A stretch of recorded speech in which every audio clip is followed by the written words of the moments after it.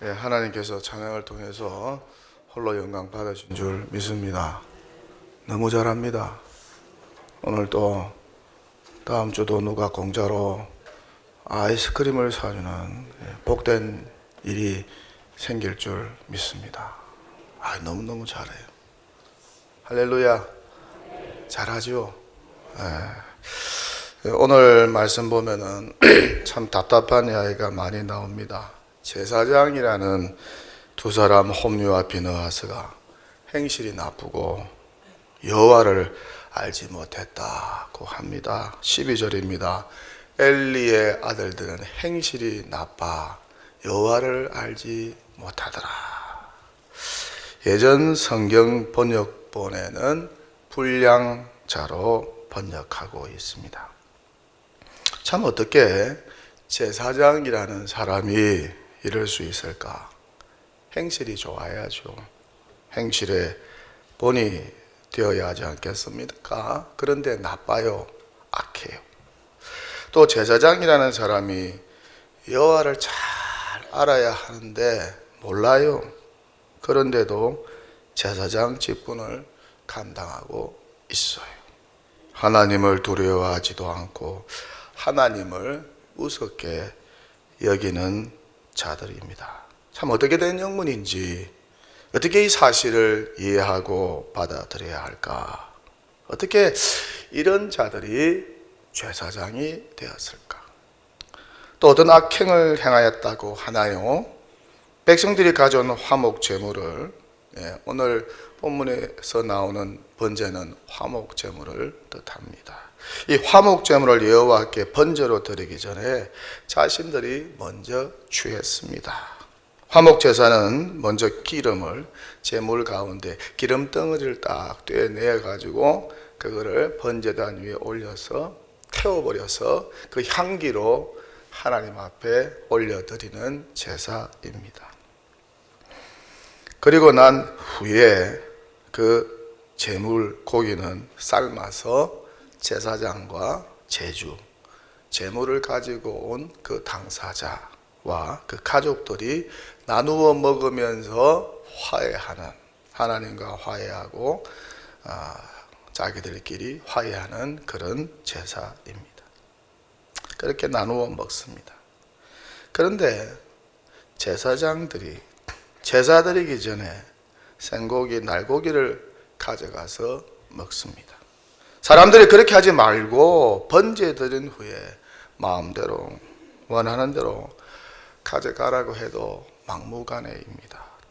이들이 번제 드리기 전에 생고기, 날고기를 원하는 대로 제물에서 자기 마음대로 잘라서 가져갑니다. 여호와께 바치기 전에 제물의 생고기를 억지로 빼앗아 갑니다.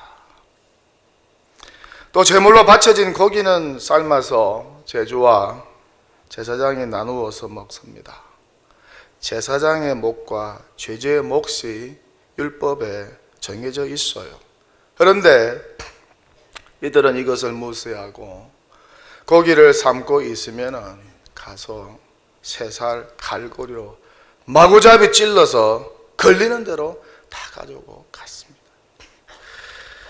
얼마나 많이 걸려 나왔겠습니까? 쇠살 갈고리니까. 제주의 목도 상관이 없습니다. 자신들의 몫이 아닌 고기도 마음대로 가져갑니다. 이런 모습을 보면서 제주와 가족들이 얼마나 속이 상했을까. 정성을 다하여 재물을 가져왔는데 제사장들이 난도질 다 해버리고 자기 마음대로 해버리는 거예요. 법도도 안 지키고.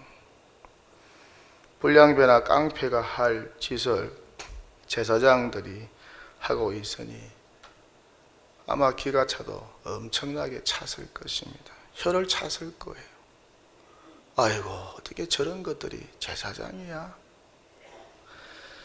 그렇게 제사장들이 법도를 안 지키고 마음대로 합니다. 그래서 제사를 망쳐 놓습니다. 누가? 제사장들이 제사를 망쳐 놓았다. 참 이런 사람들이 그 시대의 제사장들이었어요. 홈리와 비나하스가 여호와의 제사를 멸시합니다. 여호와 하나님을 멸시한 것과 동일하지요. 그렇게 죄를 범합니다. 본문 17절입니다. 이 소년들의 죄가 여호와 앞에 심히 크면 그들이 여호와의 제사를 멸시함이었더라.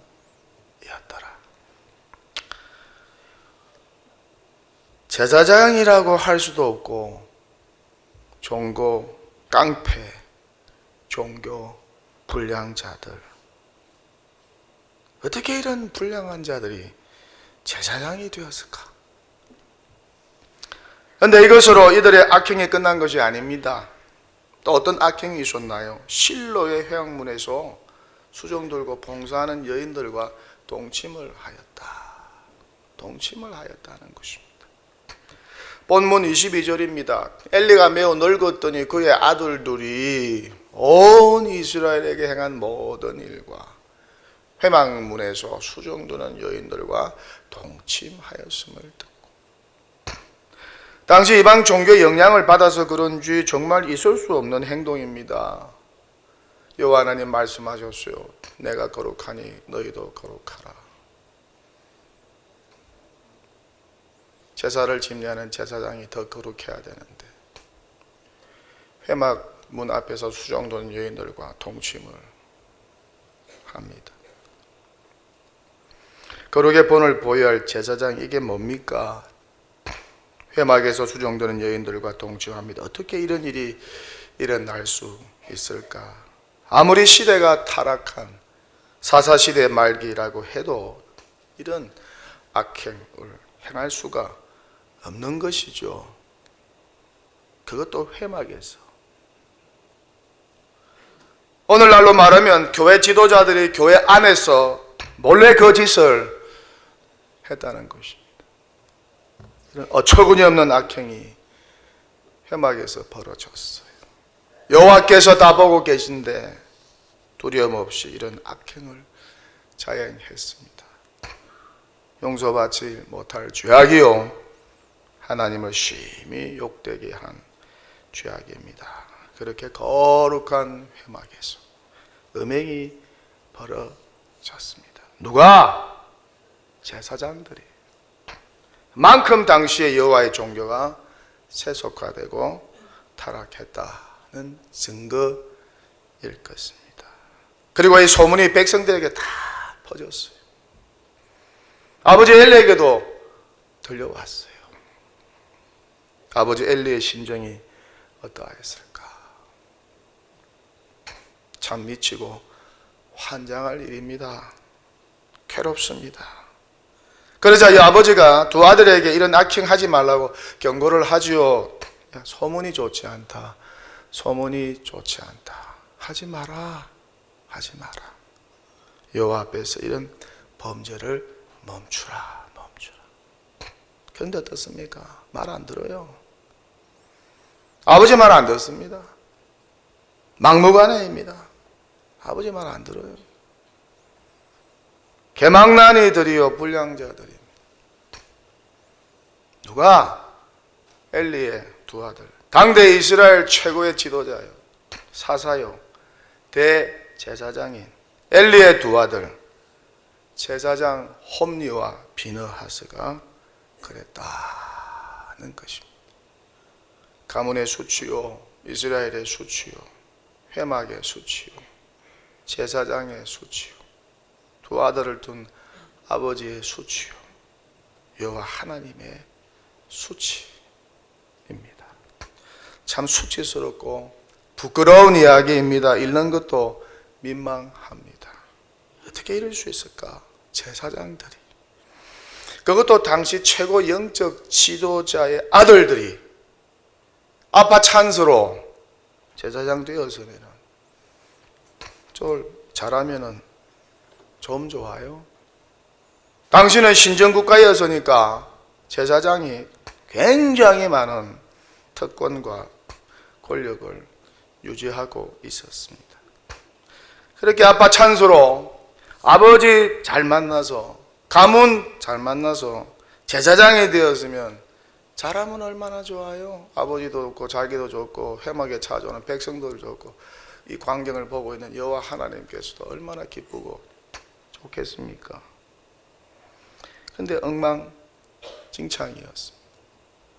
자격도 되지 않는 자들이 제사장이 되어서 제사를 무시하고 제사를 망치고 제사를 드리려고 마음과 뜻과 정성을 다하여 없는 돈에 재물 사가지고 끌고 와서 제사를 드리려고 하는데 그 백성들의 마음을 갈기갈기 찢어놓고 상하게 만들고 회막에서 수종드는 여인들과는 동침을 하고 있으니까 이게 무슨 회개망측한 일입니까?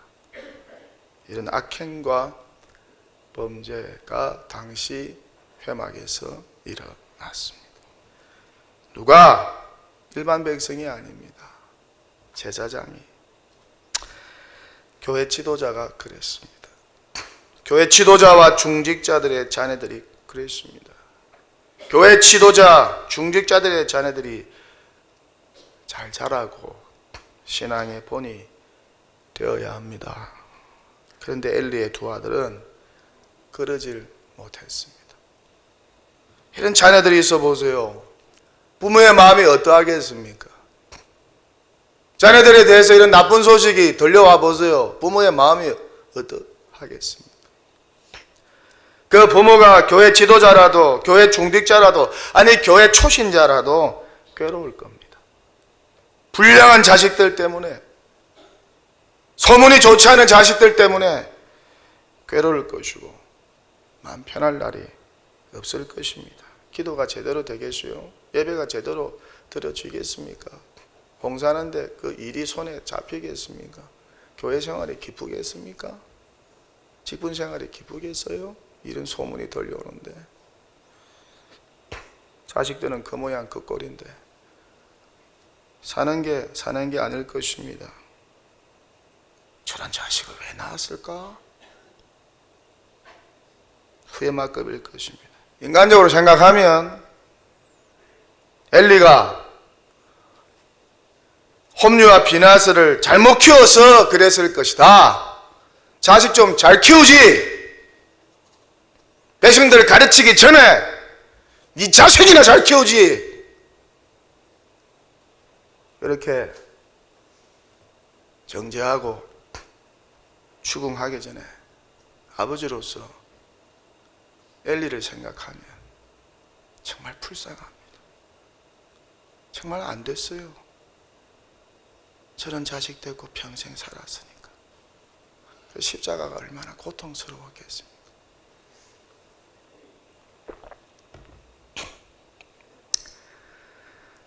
자기가 사사요 대제사장이면 뭐 하겠습니까? 백성들에게 인정과 지지와 존경 받으면 뭐 하겠습니까? 잘 먹고 잘 살면 뭐 하겠습니까? 자식들이 이 모양 이 꼴인데 자식 농사 빵점 아니 마이너스인데 뭐가 좋겠어요? 뭐 마음이 편하고 기쁘겠습니까? 자네들이 잘 되어야 부모가 기쁘지 않겠습니까? 그게 삶의 보람이지 않겠습니까? 근데 자네들이 잘못되어 보세요. 삐뚤어지고 탈선해 보세요. 부모 말 안 듣고 지 마음대로 살고 방황해 보세요. 그때 부모는 정말 괴롭습니다. 살 맛도 안 나고 일할 맛도 안 나고 잠도 안 오고. 제가 아는 어느 남자 집사님은 큰아들이 너무 말을 잘 안 들어요. 교회 생활 어릴 때부터 했어요. 기독교 가정입니다. 고등학교 때 술, 담배는 기본이고 마약도 하고 집에 여학생 데리고 와서 자기 방에 문 잠가놓고 뭔 짓을 하는지 방에서 별짓을 다 하고 야단치면 아버지한테 달라들고 아버지 일하는데 학교에서 수시로 선생님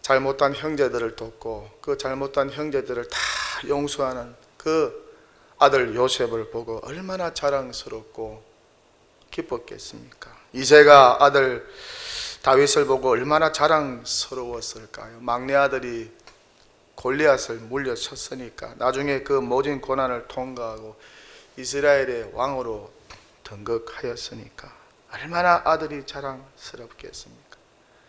유니게가 그 아들 디모데가 얼마나 자랑스럽고 사랑스러웠을까요? 신앙 안에서 잘 자라 주었습니다. 나중에 바울의 제자가 되고 복음 전도자가 되고 또한 초대교회 유명한 교회 아주 큰 교회 에베소 교회 담임 목회자가 되었으니 얼마나 아들이 자랑스러웠을까. 그 외할머니 로이스도 손자 디모데가 정말 자랑스러웠겠죠.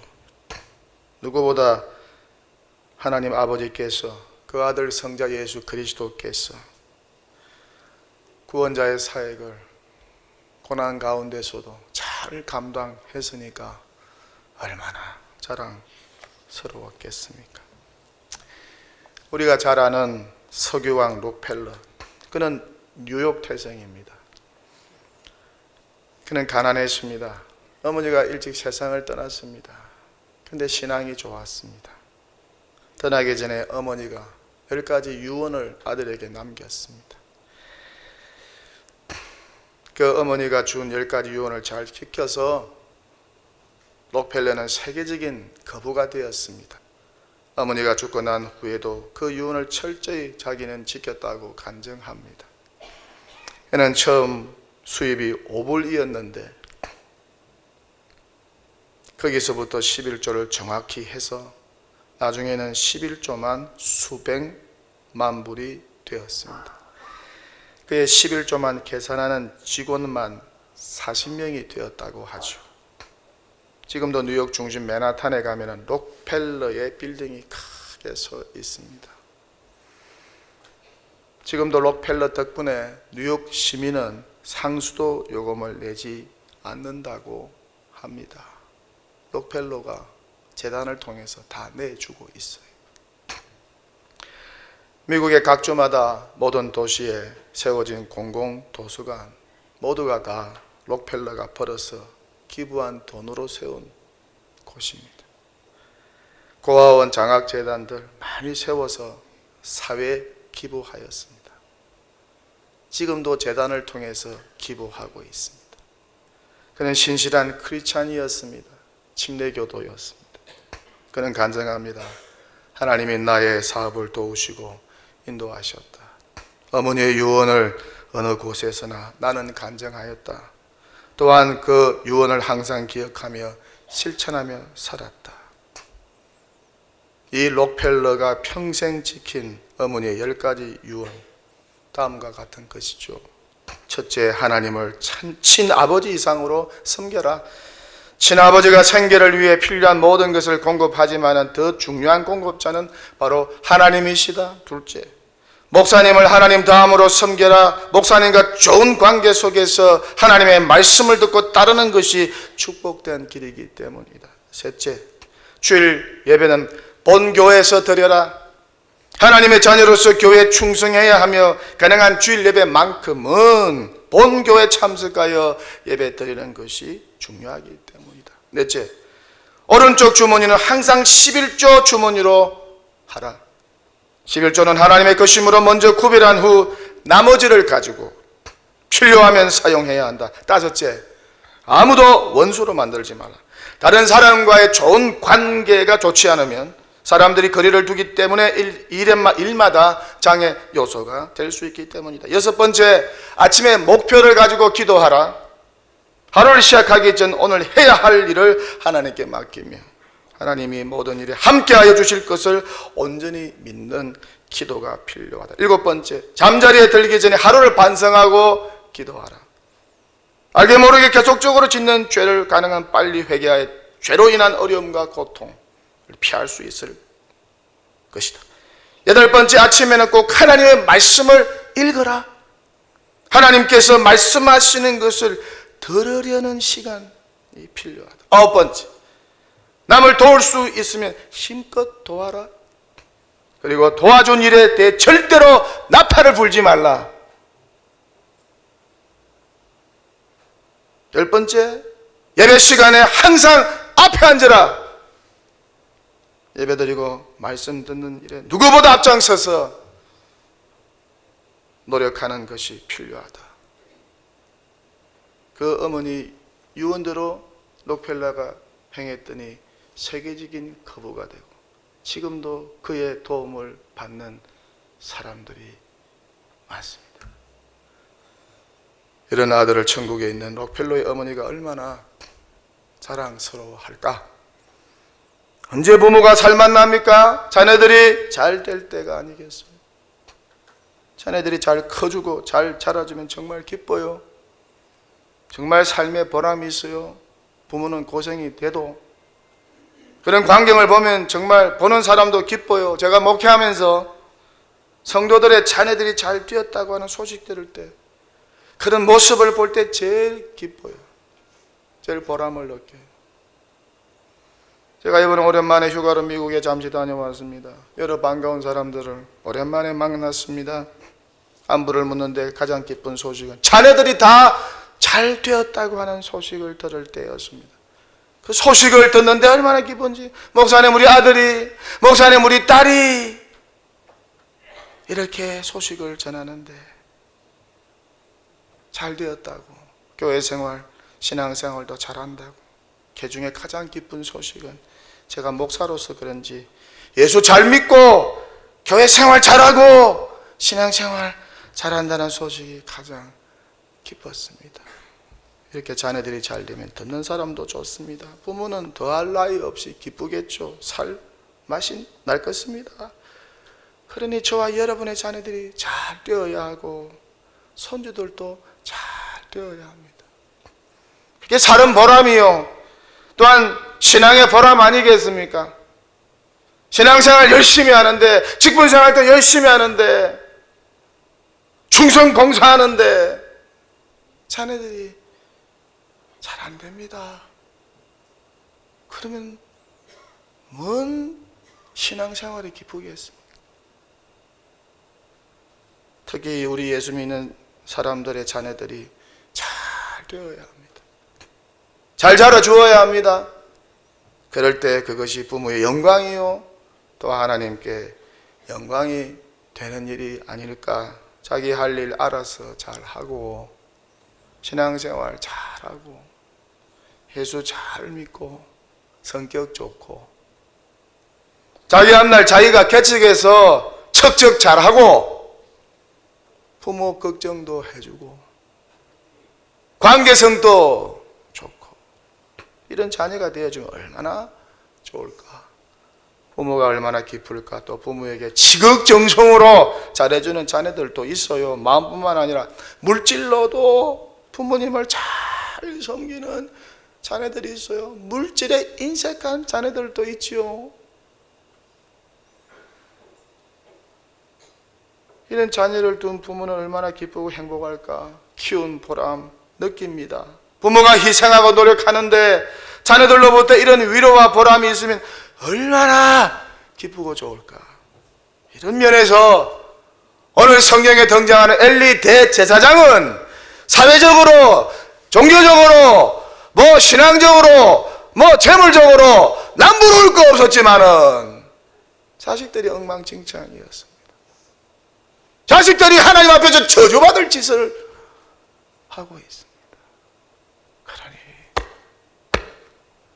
얼마나 애간장이 타고 죽고 싶었을까. 불쌍하고 안타깝습니다. 부모에게 잘하고 부모에게 효도하는 자녀들 보면 목회자로서 정말 기뻐요. 특히 교회 지도자들의 자녀들이 잘 되면 정말 기뻐요. 우리 교회 모든 자녀가 이렇게 사무엘처럼 잘 자라주고 잘 되면 얼마나 좋을까. 부모에게 순종하고 효도하면 땅에 상급을 주시겠다고 성경은 약속하고 있지 않습니까? 간절히 바라옵기는 저와 여러분의 자녀들이 홈리와 비너와서와 같이 되지 않기를 바라고 사무엘과 같은 자녀들이 되면 좋겠다. 모두가 사무엘과 같은 자녀들이 되어서 부모를 기쁘시게 하고 하나님을 기쁘시게 하고 하나님 주목과 인정을 받고 사람들의 칭찬과 인정을 받는 그런 자녀들이 되면 좋겠다. 무엇보다 부모에게 순종하고 하나님 말씀 붙잡고 회막 중심, 교회 중심으로 살아가는 사무엘과 같은 자녀들이 되면 좋겠다. 그런 소원과 간절함을 가져 봅니다. 이야기 하나 하고 설교를 마치겠습니다. 미국 미시간주 잭슨에 가면은 성 요셉 고아원이 있습니다. 여기에서 자란 원생들이 중학생이 되면은 떠나갑니다. 양부모를 만나서 떠나갑니다. 이때 그곳에 선생님으로 있던 베레다 수녀는 원생들에게, 떠나가는 원생들에게 항상 이렇게 말했다고 합니다. 너희 부모는 너를 버렸다. 또 양부모도 너를 버릴 수 있다. 하지만 하나님은 너를 버리지 않는다. 네가 어디를 가든지 하나님의 말씀대로 살아라. 그러면 하나님께서 너를 높여 주실 것이다. 그렇게 떠나는 원생들에게 항상 그렇게 말을 했다고 합니다. 어느 날 부모가 버린 타미와 지미 형제가 들어왔습니다. 지미는 양부모 밑에서 잘 성장을 했는데 타미는 고아원을 떠나서 양부모 밑에 가서 문제아가 되어서 학교에서 퇴학당하고 양부모로부터도 버림을 받았습니다. 그런데 문득 베레다 선생님이 떠날 때 자기에게 한 말이 기억이 났습니다. 부모가 너를 버릴지라도 양부모가 너를 버릴지라도 하나님은 너를 버리지 않는다. 너는 하나님의 말씀을 잘 듣고 그 말씀 붙잡고 살아라. 그러면 하나님께서 너를 높여주실 것이다.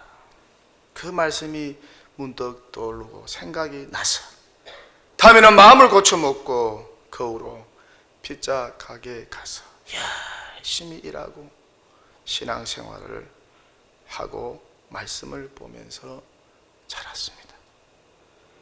바로 이 사람이 세계적인 피자 체인을 가지고 있는 유명한 도미노 피자 잘 아시죠? 도미노 피자를 창설한 창업자인 토마스 모나인입니다. 퇴학당한 고아 타미, 양부모에게도 버림받은 타미였습니다. 저와 여러분의 자녀들이 세상이 어떻게 변할지라도, 세상이 어떻게 타락해 갈지라도 하나님 말씀 중심으로 하나님 말씀 붙잡고 사는 자녀들, 회막 중심, 교회 중심으로 사는 자녀들이 되면 얼마나 좋을까. 하나님의 은총 속에서 자라면 또 얼마나 좋을까. 그렇게 살면 반드시 하나님께서 높이 사무엘처럼 세워주시지 않을까. 이런 축복과 은총이 저와 여러분의 자녀들 가운데, 여러분의 손자, 손녀들 가운데 임하게 되시기를 주님의 이름으로 간절히 축원합니다. 할렐루야.